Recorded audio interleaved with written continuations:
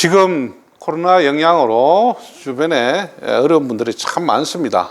특히 공매 물건 같은 경우 사업자를 하시는 분들이 형편이 어려워서 주거 형태로 계시는 물건들이 많이 진행되고 있습니다. 오늘 그 중에 하나, 체납자가 거주하고 있는 물건에 대해서 어떻게 접근할 것인지, 항상 그 명도 문제는 우리가 임차인만 생각을 했는데, 그 집주인, 즉 체납자가 거주하고 있는 물건들은 어떻게 접근을 해야 될까? 그리고 또 명도만이 어떻게 최우선일까? 다른 방향이 좀 없을까? 그런 또 하나의 물건의 가치는 어떻게 평가해야 될까? 그런 얘기를 잠깐 해보려고 합니다.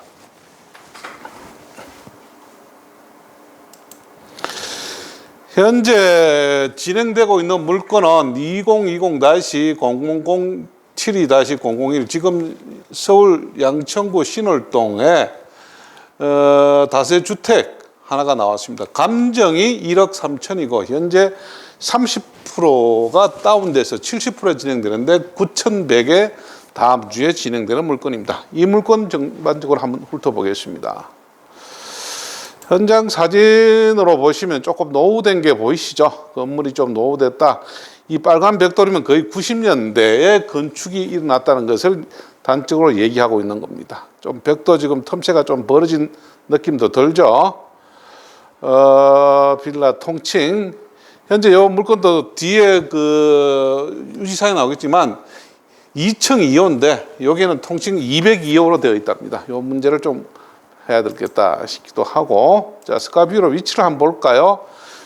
요 물건은 양천동의 김포공항 바로 밑에 있습니다. 아마 비행기가 이 착륙을 하다 보면 좀 시끄러운 자리는 될 것 같아요. 화곡역에서 거리가 좀 떨어졌죠. 한 1km 200 정도. 걸어 다니기는 조금 먼 거리 같은 느낌이 들고요. 근데 여기 소형 빌라 다세주택도 수요가 지금 여기에 대창 지금 3기 신도시 중에 여기 지금 부천 대창 신도시 지역하고 거리상으로 경계상으로 또 보면은 한 2.7km, 2.5, 6km니까 아마 수요가 충분히 날 수 있겠죠. 여기 공사 들어가면 인부들이 좀 빌라 작은 주택에 대해서 주거 형태로 필요의 여지가 좀 있다고 보이는 곳입니다.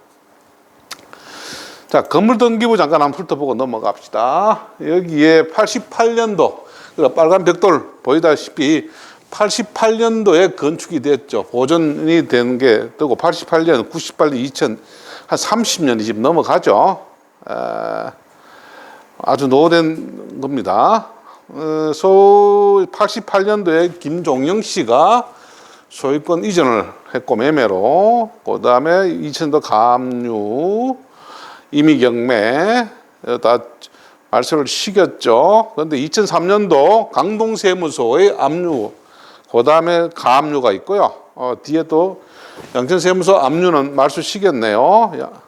또 압류가 진행되고, 건저당도 88년 9월 8일 2200, 지금 옛날에는 서울신탁은행이고 현재는 하나은행으로 되어 있습니다. 자, 여기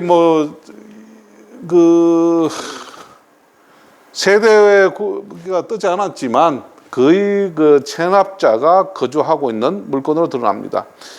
강동세무소가 진행하고 있고요. 김땡땡, 그러니까 아마 체납자, 소유자가 거주하고 있는 걸로 89년도 1월 30일 날 전입된 걸로 되어 있고요. 양천세무소 5,100만 원, 그 다음에 가압류 600만 원, 강동세무소가 1,716만 5천 원에 진행하고 있는 물건입니다. 이 부분에 염두에 좀 두시고요. 자, 이 물건을 한번 훑어보겠습니다. 체납자가 거주하는 물건, 이 물건을 어떻게 정리할 건지 한번 살펴보겠습니다. 아까도 말씀드리겠지만 조금 건물이 적죠. 대지 면적도 적고, 그래도 방 2개 정도는 충분히 나오겠네요. 37제곱미터에 지금 1억 3천. 서울에 지금 1억 3천대에 아마 전세도 좀 찾기가 어려운데, 이 정도 물건이면은 지금 저렴하죠.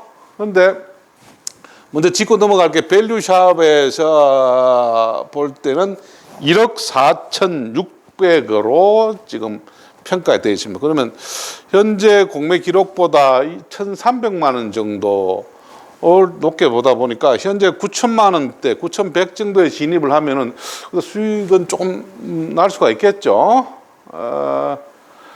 아까도 말씀드렸지만 대창 신도시하고 김포공항이 인근에 있어서 빌라의 수요에 대해서 이 물건에 조금 장점이 나타날 수 있겠다 그 생각을 합니다. 아까 그 등기부는 보셨고 체납자 거주로 확신이 됩니다. 근데 이제 이 물건의 가치를 여러분들 어떻게 볼 것인가? 우리가 이제 명도로 이 물건을 한다 보면 체납자를 낙찰 받고, 물론 보통 뭐 저희들 같은 경우 빌라 같으면은 이사 비용을 한 100만 원에서 150만 원 정도 여력이 있겠지만, 자, 체납자 입장에서도 다시 돌아가서 재산명세서를 보면은 그렇게 많은 세금 체납이 생각보다 많지가 않습니다.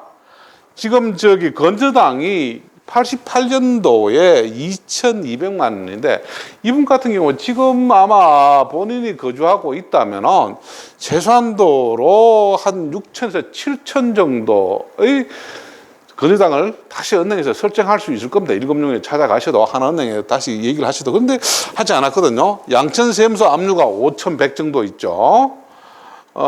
결국은 이분이 지금 현재 아까 지게 밸류 쇼핑에서 1억 4,400의 감정이 맞다면은, 그리고 현재 9,100에 진행한다면은 이분은 지금 약 한 5,400만 원을 손실을 보고 있는 거지. 매매가 일어난다면은, 뺏긴다면은. 근데 세금 체납액이 양천세무서에 5,500, 5,100. 그 다음에 그 가압류 당장 필요하지 않겠죠. 600만 원. 그 다음에 지금 강동세무서가 현재 이 공매를 중지를 할 수 있고 진행할 수 있는 힘을 가진 강동세무서가 2,716만 원입니다.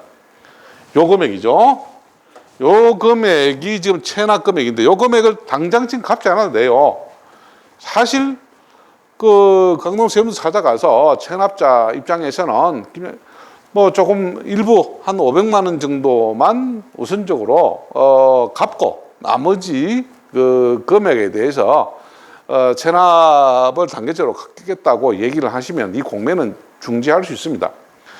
물론 체납도 중지할 수 있고, 자, 우리가 낙찰을 해서 제가 이제 오늘 포인트를 뭘 보냐 하면은, 자, 우리가 공매를 월요일 10시부터 수요일 5시까지 입찰을 끝나고 다음 목요일 날 11시에 낙찰자가 결정이 됩니다.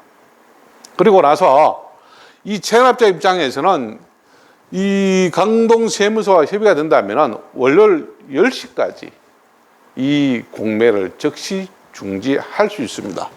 강동세무서가 동의만 한다면. 그러면 우리가 낙찰자, 최고 낙찰자가 되고 나서 지위를 가지고 나서 우리가 권리를 하기 위해서, 낙찰자의 권리를 하기 위해서는 월요일 아침 10시가 지나면은 이제 저희들한테 물건이 넘어온 거나 마찬가지죠. 잔금을 내지 않더라도 이 공매 사건을 중지하려면은 체납자는 최고 낙찰자 지위를 득한 낙찰자의 동의를 얻어야만이 공매를 중지할 수 있다. 바로 제가 그 점에 주목을 하는 거예요. 왜? 이분 같은 경우는 지금 당장 대출을 다시 한다 하더라도 한 5, 6천을 더 낼 수 있는 물건에 전체 세금 체납액이 한 7천만 원도 안 되는 금액 때문에 현재 당장 손실이 5,600만 난다는 거는 말이 안 되는 얘기죠. 그래서 우리가 임금 낙찰을 받고 예를 들어서 체납 찾아가서 그냥 갚고 공매 중지하세요. 저희들 같으면 만약에 이번 입찰하면 910만 원 정도만 하면 입찰을 할 수가 있죠. 한 1,000만 원 정도만 주세요. 당신은 5천만 원 넘게 손해 날 걸 한 1,000만 원 주시고 물건을 다시 가져가는 게 맞지 않겠습니까? 뭐 설령 500만 원이라도 괜찮겠죠.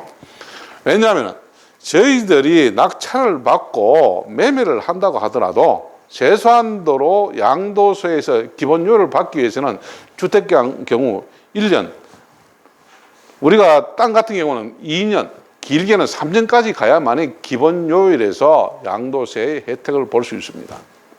그리고 또 기본 세금은 다 내야죠. 그런데 이분이 만약 우리가 낙찰을 받고 체납자가 공매를 중지하는 데 동의를 하도록 준다면은 거기서 우리가 대가로 500만 원이나 1000만 원을 받던 그거는 불로소득에 해당해서 10%를 내지 않습니다.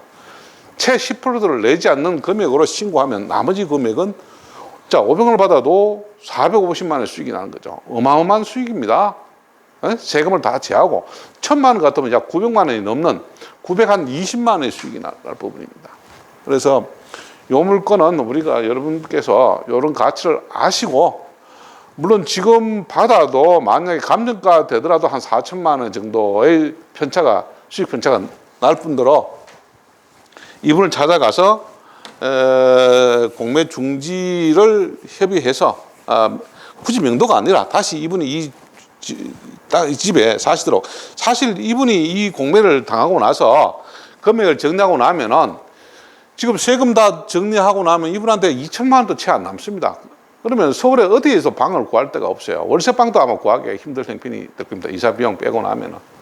그럴 바에야 자기는 여기 평생 사시던 집에 거주할 수 있도록 우리가 도와주는 것도 하나의 그 방편이죠. 없는 분을 도와주는 역할이 됩니다. 공매를 낙찰을 받고 공매를 취하할 수 있도록 만들어주면서 우리가 소정의 금액을 받는 것도 괜찮은 방안인 겁니다. 제가 수업 시간에 종종 이런 형태를 도장값의 그 물건이다 하고 표현을 합니다. 한번 여러분들께서 이 물건에 관심을 가지시고 한번 입찰을 고려해 보시는 것도 괜찮을 것으로 생각됩니다. 자, 수고하셨습니다.